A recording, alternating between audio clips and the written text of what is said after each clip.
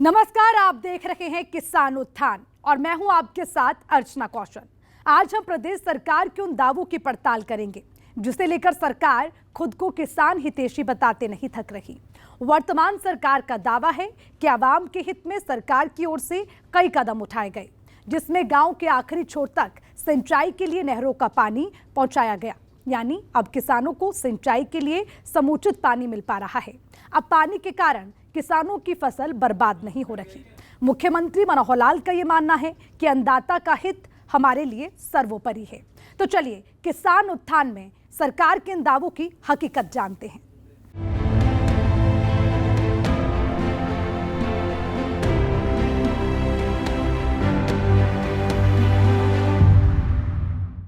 करीब 8 साल पहले प्रदेश की सत्ता पर मनोहर सरकार पूर्ण बहुमत के साथ काबिज हुई और सरकार ने हर उस मंच से दावा किया कि प्रदेश में अब किसी की अनदेखी नहीं होगी। खासकर किसानों के अच्छे दिन लाना सरकार की पहली प्राथमिकता में शामिल है। किसानों को सिंचाई के लिए पानी बंटवारे में कोई भेदभाव नहीं किया जाएगा और अब सरकार का दावा है कि किसानों को खेती के लिए उचित मात्रा में पानी दिया जा रहा है।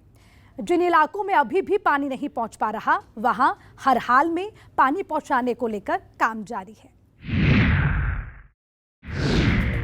प्रदेश में पानी की समस्या किसी से छिपी नहीं थी, जिसे दूर करने का हर सरकार दावा करती आई थी, जो सत्ता के सिंहासन पर काबिज होती थी। बावजूद इसके कम पानी की वजह से किसान बदहाली के कगार पर थे।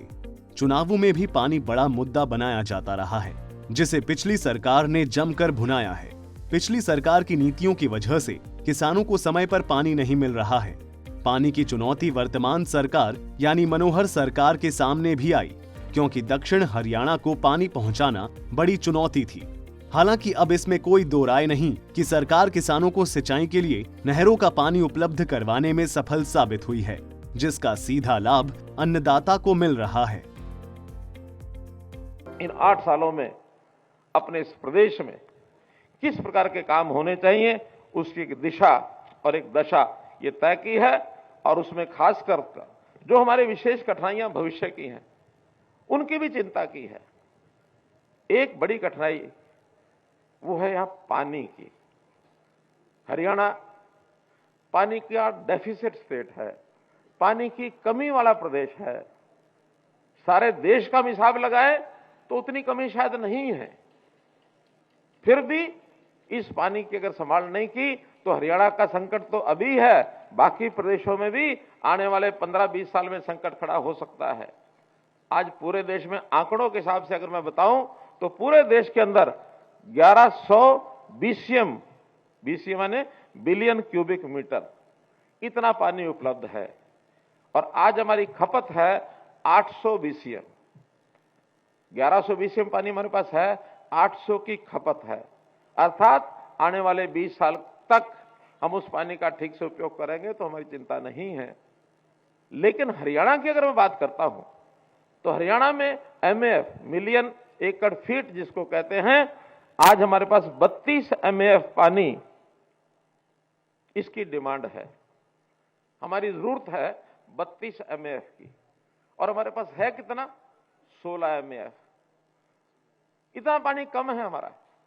अगर कम पानी है, इस कारण से हमारा बहुत सा इलाका सिंचाई में उसको पानी नहीं दे पाते हैं, क्योंकि पीने की आवश्यकता तो सबकी पूरी करनी पड़ेगी, करते हैं। प्रदेश में किसानों के सामने सिंचाई के लिए पानी की कमी सबसे बड़ी समस्या थी। मौसम की मार के कारण किसानों को खेती के लिए समय पर पानी नहीं मिल पाता था, जिससे किसानों की फसल या तो अच्छी नहीं होती थी या फिर पूरी तरह से बर्बाद हो जाती थी। किसानों की समस्या से पार पाना मनोहर सरकार के लिए किसी चुनौती से कम नहीं था। 2026 तक हरियाणा जो है कैसे हम उसको बाढ़ मुक्त कर सकते हैं। हालांकि बाढ़ अभी भी नहीं आती उतनी ज़्यादा, लेकिन वाटर का जो इकट्ठा होता है कुलेशा कई दिन तक खड़ा रहता है, वो पानी निकालने की कोशिश के बावजूद भी कई जगह तो 15 दिन, 20 दिन, 25 दिन, 28 दिन तक भी वो पानी खड़ा रहता है और कई बार एक फसल किसान की बोई भी नहीं जाती है। ऐसा भी सारे विषय जो ध्यान में किए हैं वो सब एक प्रकार से उस सारी स्थिति से मुक्त होने के लिए 2026 तक हम ये सारे काम करके और पूरी ज़मीन को उपयोगी बना सकेंगे। जल भराव के जो पानी है, जो एरिया है, उसमें जैसे मैंने बताया रिचार्ज बोरवेल्स इसको बनाने के लिए एक स्कीम हम जल्दी लेकर के आएंगे। किसानों की कंट्रीब्यूशन से और जहाँ जहाँ बोरवेल वो चाहते हैं उनको बोरवेल हम लगा करके दे सकें अथवा फाइनेंशियल हेल्प उनकी करें। अभी तक 20,000 जगह से डिमांड आई हुई है कि जहाँ रिचार्ज बोरवेल, चूस वेल जिसको कहते हो गांव में, तो ऐसे वेल्स को लगा करके और पानी को जो है उसका प्रबंधन ये सब किया जाए। दक्षिण हरियाणा का एक बहुत बड़ा हिस्सा पानी की कमी से जूझ रहा था और इसकी वजह थी नहर के आखिरी छोर तक पानी नहीं पहुंचना, जिससे वहां के किसान अपनी फसल का पैटर्न बदलने पर मजबूर थे।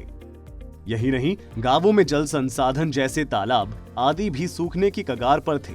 लोगों को घरेलू काम के लिए भी पानी नहीं मिल पाता था। लेकिन अब मुख्यमंत्री मनोहर लाल ने किसानों के सहयोग से इसका भी विकल्प तलाश किया है।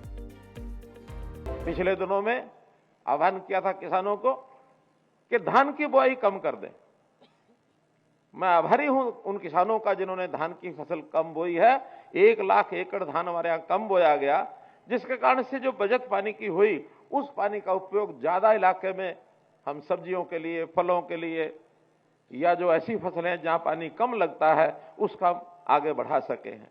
ये छोटी छोटी बातें हैं जिसका देश में भी हमारा नाम हुआ है, हमको लाभ हुआ है।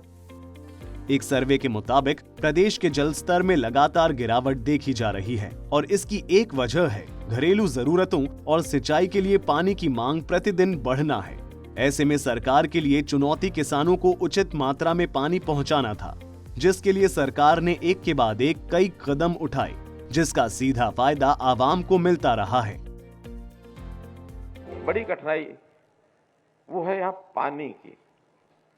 हरियाणा पानी का डेफिसिट स्टेट है, पानी की कमी वाला प्रदेश है।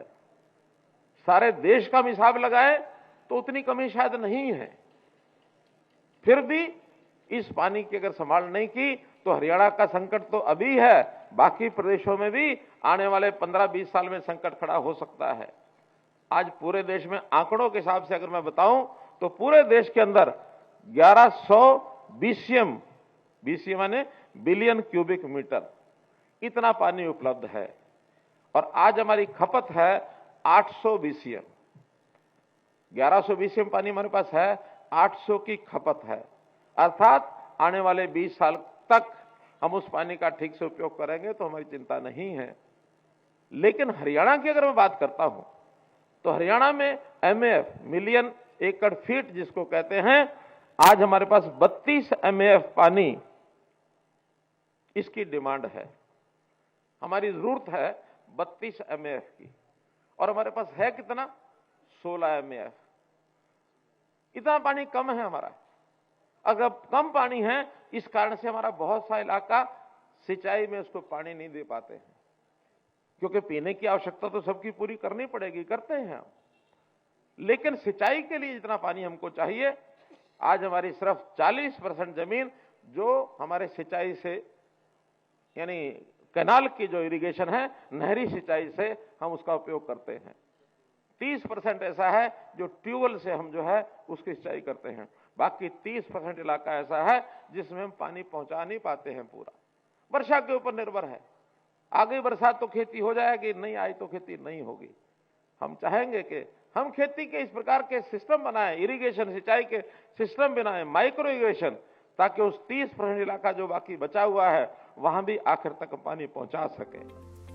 वर्तमान सरकार के दावों पर नजर डालें तो पिछली सरकार की ओर से हमेशा दक्षिण हरियाणा की उपेक्षा की गई है, जिसका खामियाजा गांव के किसानों को भुगतना पड़ता था। लेकिन अब मनोहर सरकार के तमाम प्रयासों की वजह से हरियाणा के उन क्षेत्रों में पानी पहुंच रहा है जो क्षेत्र हमेशा से प्यासे थे। ब्यूरो रिपोर्ट, सूर्या समाचार।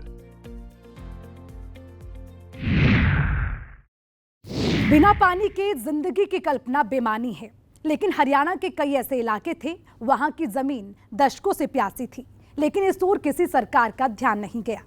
मुख्यमंत्री मनोहर लाल ने इसे एक मिशन के तौर पर लिया और इसे पूरा करके दिखाया। मनोहर सरकार की ओर से कई जरूरी कदम उठाए जा रहे हैं, जिससे आने वाले दिनों में पानी की समस्या दूर होगी। हमारे साथ किसान उत्थान में फिलहाल के लिए इतना ही। मुझे दीजिए इजाजत। नमस्कार।